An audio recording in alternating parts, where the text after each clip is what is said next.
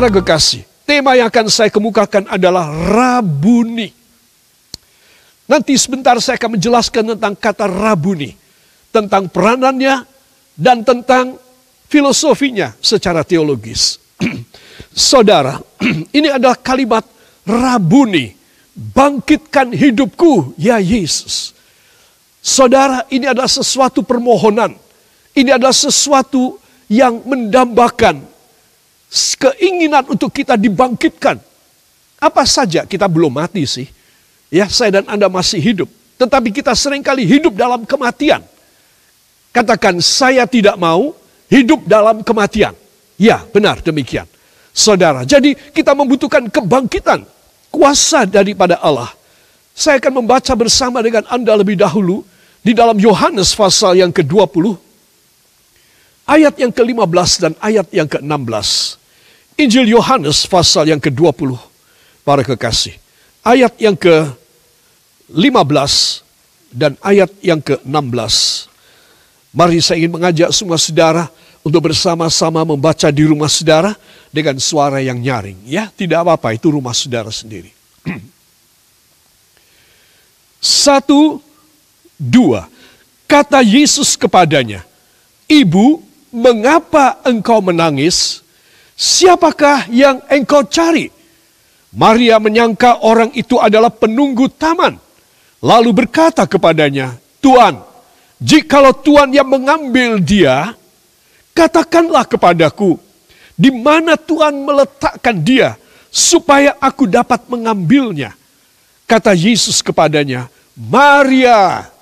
Maria berpaling dan berkata kepadanya dalam bahasa Ibrani, "Rabuni," artinya guru.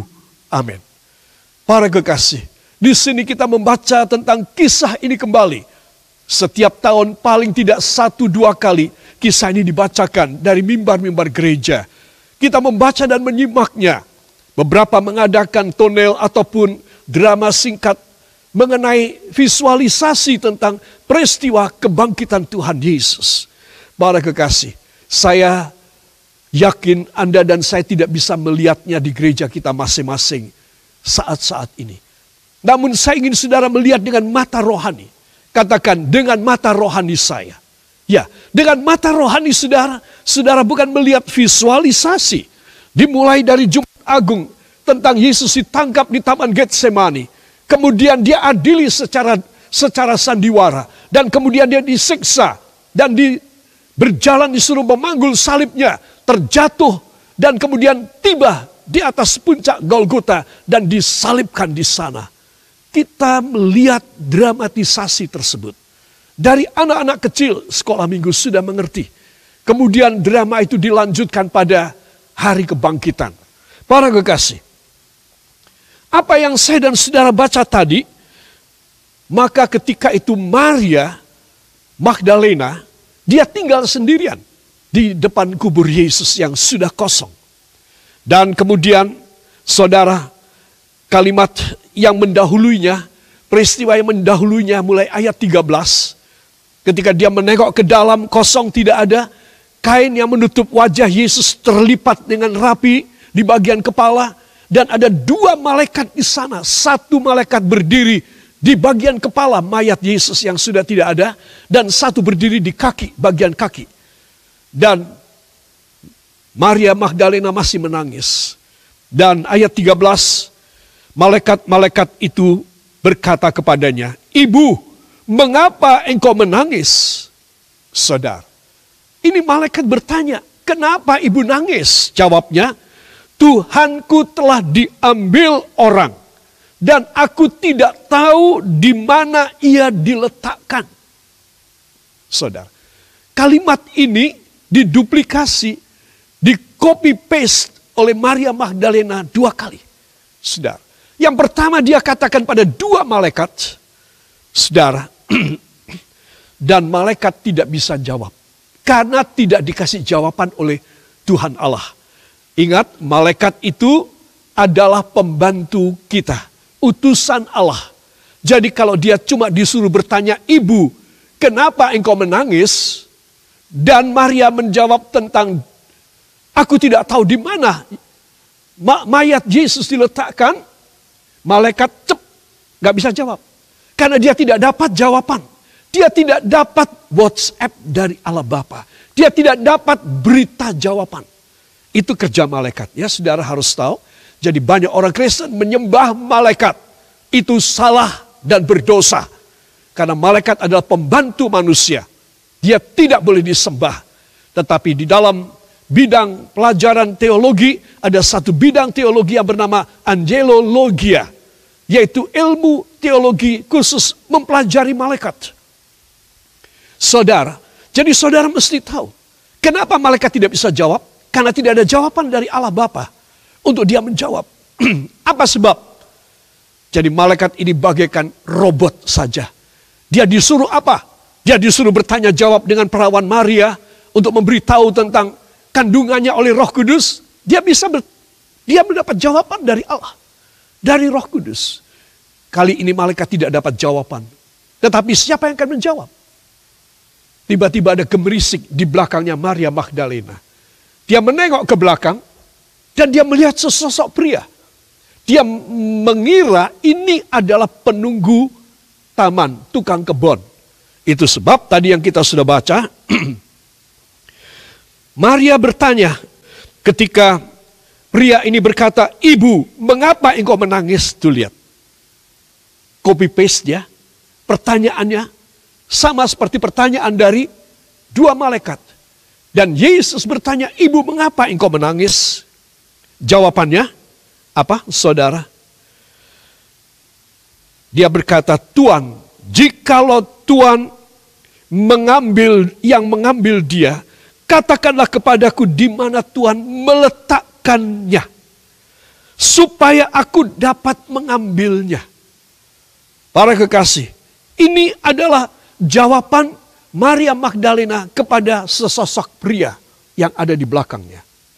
Saudara, kalau Yesus selalu ada jawaban. Itu sebab ketika Yesus mendengar pernyataan daripada Maria, sekali lagi dia kepengen mayat daripada Yesus. Maka Yesus menggunakan cara yang luar biasa, yaitu pendekatan personal. Saudara yang kekasih, siapa yang bisa mengubah seseorang? Ilmu jiwa, filosofi dan psikiatri mengajari manusia bagaimana mendidik anak. Tetapi begitu anak ini sudah dewasa, maka sudah berubah lagi. Maka namanya menjadi psikologi. Tidak lagi psikiatri, pedagogi. Kenapa? Karena sudah dewasa, sudah beda ilmunya. Saudara yang kekasih, demikian halnya dengan Maria. Itu sebab Yesus menggunakan personal encounter. Sesuatu pendekatan pribadi dengan Maria. Dia memanggil Maria, saudara. Nah, ketika itulah sepatah kata Yesus sudah cukup untuk menyadarkan orang yang kebingungan, kehilangan akal sehat, orang yang sangat emosional, orang yang terbawa dengan nafsu kehilangan. Nafsu kehilangan. Para kekasih, hanya Yesus yang akan mengadakan personal encounter dengan personal touchingnya kepada saudara. Sehingga saya dan saudara boleh mengalami satu perubahan. Kesadaran, dicelikkanlah mata rohani kita. Dihapuskanlah mendung-mendung dan awan gelap. Dihapuskanlah air mata dari mata kita. Kalau saat ini Anda dan saya dalam keadaan yang sulit, dalam keadaan memaksa Anda untuk menangis, saudara, maka saudara harus yakin ada Yesus yang sudah bangkit. Dan yang mau memanggil nama Anda pribadi secara privat. Saudara, itulah. Orang tua berkata, "Anak-anak ayo makan." Ketika salah satu anak yang bernama Roy tidak mau makan, maka apakah ayah kita berkata, "Nak, anak, makan." Dia panggil saya, "Roy, makan." Ayah saya memanggil nama saya. Kenapa? Karena saya yang tidak nurut, saya yang perlu diajar, saya yang perlu diadakan satu encounter, pendekatan dari ayah saya, supaya saya mau makan. Saudara, demikianlah dengan Maria. Tuhan ingin supaya bila mana saudara masih tetap di dalam kegalauan, di dalam lingkup air mata, duka cita kehilangan, maka saya ingin mengajak Anda bahwa ada juru selamat yang tidak cuma berkata, "Hai umatku, jangan nangis. Hai umatku, jangan khawatir." Tetapi dia mau secara pribadi. He just want to call you personally by your name. Your name is very precious before God. And He will call you one by one in particular. Supaya apa? Supaya engkau bisa dijamah oleh Dia. Supaya engkau bisa dipulihkan. Supaya engkau bisa dihapus air matamu. Engkau tidak perlu menangis lagi sejak hari ini. Karena Yesus sudah bangkit. Yang percaya, beri tepuk tangan bagi Dia. Itu sebab para kekasih, tinggalkan semua kehilanganmu. Saya kembali kepada Maria. Dan ketika namanya dipanggil, maka dia baru sadar. Dan seketika dia berkata, Rabuni. Tirukan, Rabuni. Rabuni. Ya, saudara. Ini yang keluar dari nama orang yang namanya dipanggil oleh Tuhan. Dan saya perlu menegaskan kepada Anda, kalau dia mengencounter kita, dia mendekati kita, dia mau menjamah kita dengan pribadi, kiranya kita mau membalas dengan penghormatan. Rasul Paulus menegur kepada orang-orang Korintus yang semula penyembah berhala, semula hidup tidak ada harapan, dan mereka menjadi jemaat Kristus yang pertama-tama di kota Korintus. Tetapi kemudian setelah Tuhan mengubah mereka, mereka menjadi besar kepala. Mereka menjadi besar kepala. Dalam bahasa Jawa kita mengatakan gede endase. Saudara, mereka menjadi besar kepala. Saudara tahu? Lalu Paulus mengingatkan, tidakkah kamu ingat bahwa ketika kamu dipanggil oleh Kristus, tidak sedikit dari antara kamu itu nggak ada harga, dipandang sebelah mata oleh dunia. Bodoh, tertinggal, tidak pendidikan, miskin dan papa. Saudara, di sini saya ingin menegaskan kepada Anda, Rabuni adalah satu penghormatan. Kenapa? Karena kita sudah diselamatkan. Saudara dan saya perlu mengangkat dan menganggap dia bukan hanya sebagai juru selamat, putra Allah yang tunggal, hakim di atas segala hakim, raja di atas segala raja yang memerintah selama-lamanya saja. Ketika kita masih hidup, kita perlu menambahkan satu atribut dan sebutan dan satu penghargaan bagi dia, Rabuni. Dari sini saya akan masuk bersama Anda apa arti Rabuni. Bila saudara melihat gambar ini, saya tampilkan seorang rabi, seorang guru Taurat, seorang yang ahli dalam agama Yahudi dan tata adat istiadat Yahudi. Disebut sebagai rabi. Saudara yang kekasih, Rabuni hanya disebut 2 kali di dalam perjanjian baru. Yang pertama pada Markus pasal 10 ayat 47 dan ayat 51, yaitu ketika Bartimius yang buta, pengemis ini, mendengar ada iring-iringan Tuhan Yesus masuk kota Yeriko, dan dia berteriak-teriak, memanggil, Yesus anak Daud, kasihanilah aku. Murid-murid dan semua orang berkata, diam, dasar pengemis. Saudara, semakin dia dicegah, semakin dia keras teriaknya sama Tuhan. Akhirnya murid-murid berkata kepada Tuhan Yesus, Guru, sudah, engkau saja yang melarang dia supaya dia tidak teriak-teriak. Kami sudah melarang dia, dia makin keras suaranya. Apa jawab Yesus? Dari jauh dia membentak kepada pengemis ini? Tidak. Dia berkata pada murid-murid, bawa dia datang kepadaku. Wow. Semua katakan, wow. Secara pribadi, dibawa datang. Saudara, Dan kemudian Bartimeus dibawa datang. Dan kemudian Yesus bertanya, Bartimeus, apa yang kamu inginkan aku lakukan kepadamu? Wow. Perhatikan. Kalau Tuhan perhatian pribadi kepada saya, kepada Anda, Dia bukan cuma sekedar memanggil kita orang untuk percaya kepadanya. Dia bukan cuma sekedar, ya, kamu berdoa ya, kamu menangis ya, kamu seperti Bartimeus. Tetapi dia secara pribadi dia bertanya, apa yang kamu inginkan aku lakukan kepada kamu?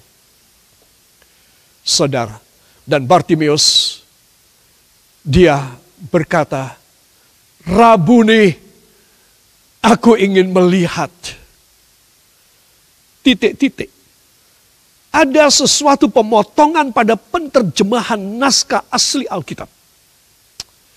Saya membaca risalah ini karena sebenarnya Bartimeus ini dia ingin mengatakan, aku ingin melihat engkau, tapi engkaunya kepenggal.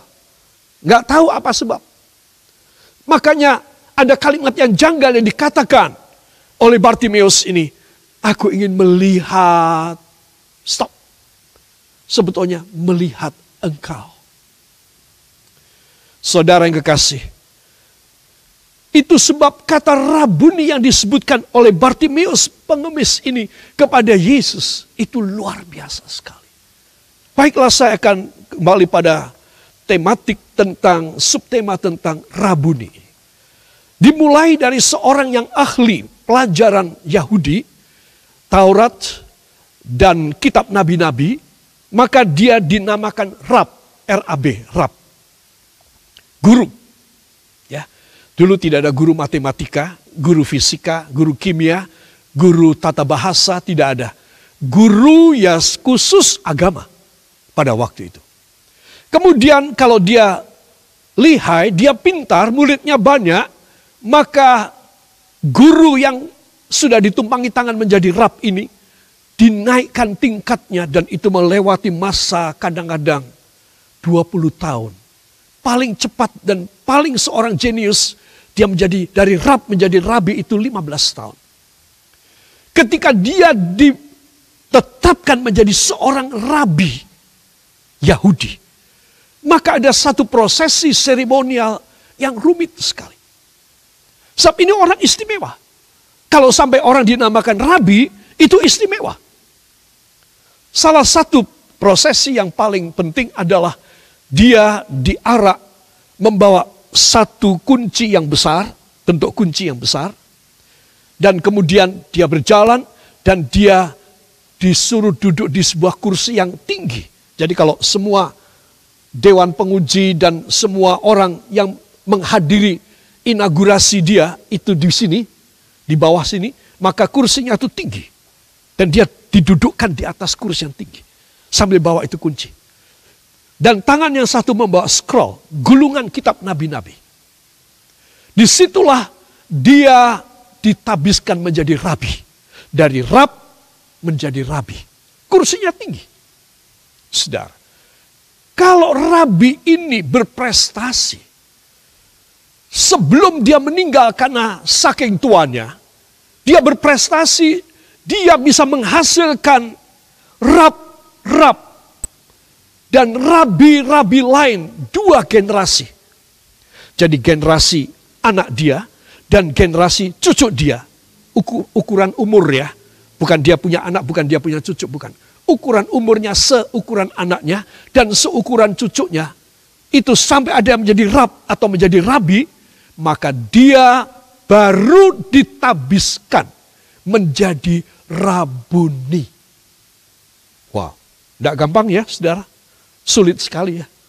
Untuk dari seorang guru agama Rab menjadi Rabuni ini tinggi sekali.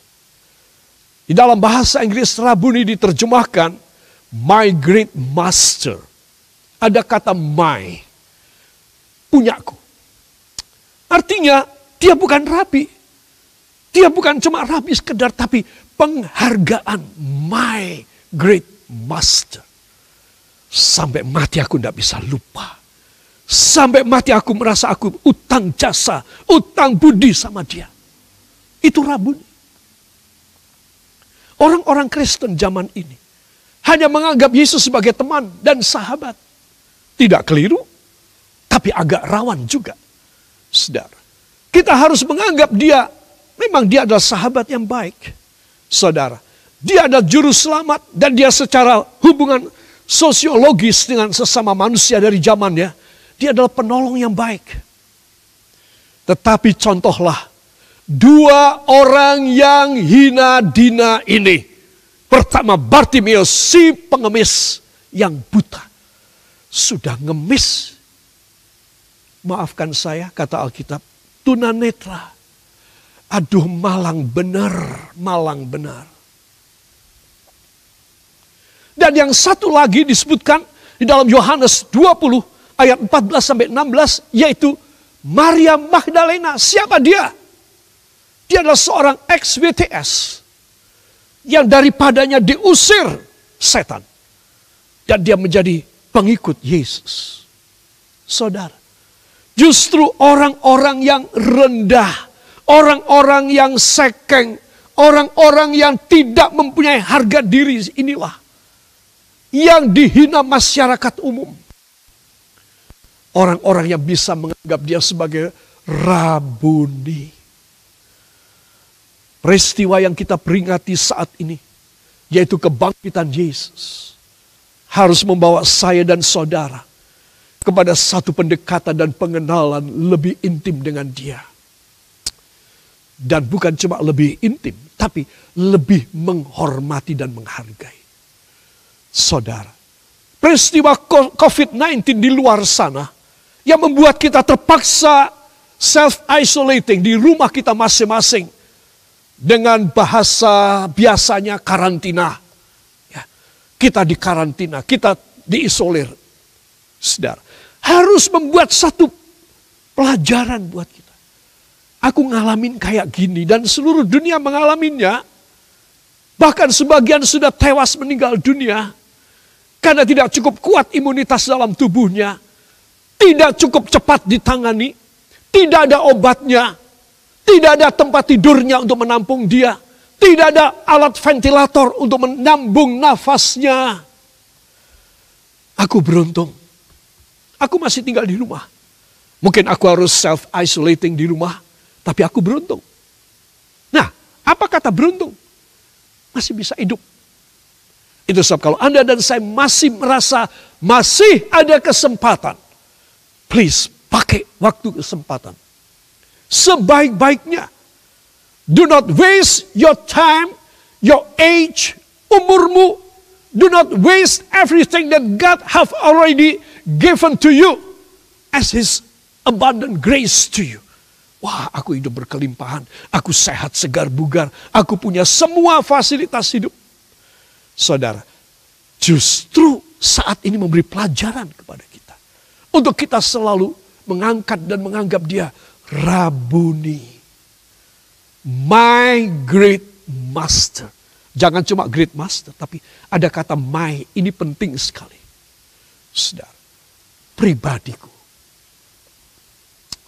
Saudara yang kekasih.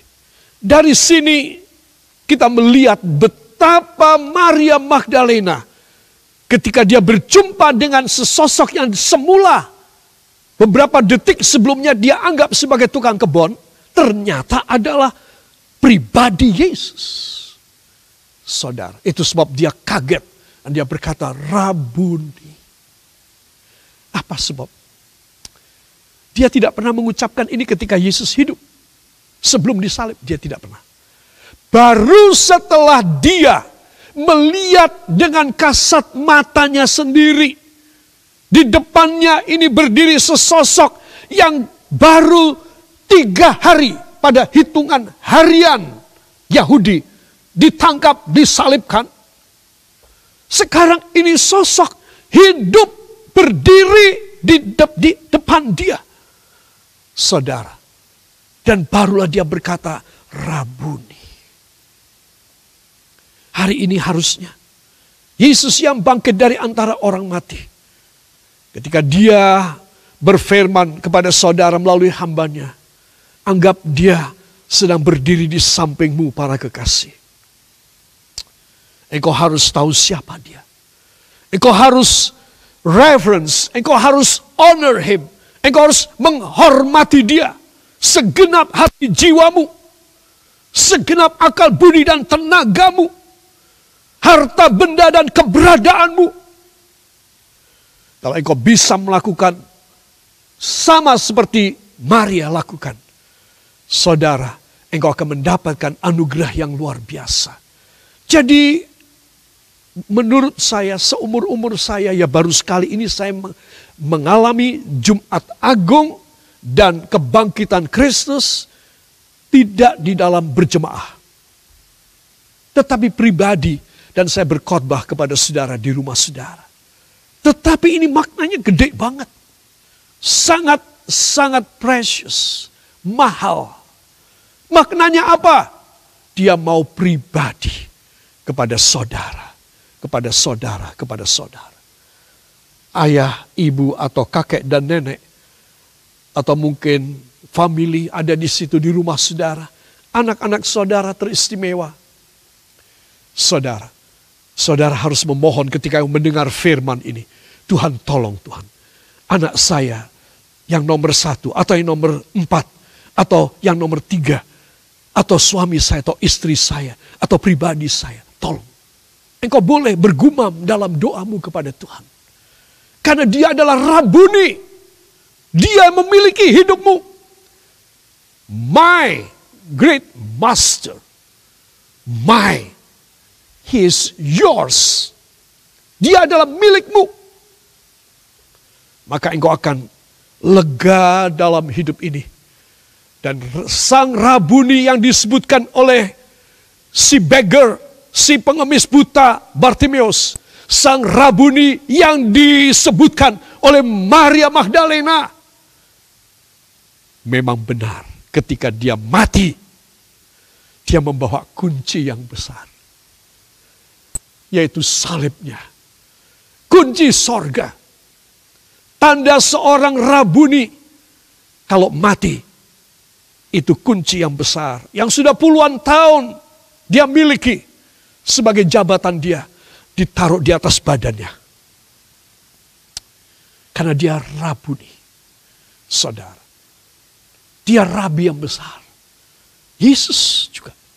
Saudara tahu? Dia bawa kunci sorga, yaitu salib itu. Sampai dia mati. Supaya Anda dan saya boleh mendapatkan sorga yang sudah dibuka kuncinya oleh Tuhan Yesus. Sehingga saya dan saudara, bila kita meninggal dunia, kita akan masuk di dalam sorga. Angkat tangan saudara, pejamkan mata. Ya Bapa yang baik, terima kasih karena Engkau memberikan Yesus Kristus yang lahir di dunia dan mati di salib, dan hari ini kami memperingati kebangkitannya dalam nama Yesus. Engkau yang mempunyai kunci sorga, bukailah pintu sorga bagi hamba-Mu ini dalam nama Yesus. Ucapkan terima kasih. Terima kasih ya Yesus. Engkaulah yang memegang kunci sorga bagi kami. Dan kami percaya kami akan meninggalkan dunia pada waktu-Mu Tuhan. Dan kami akan masuk di dalam sorga.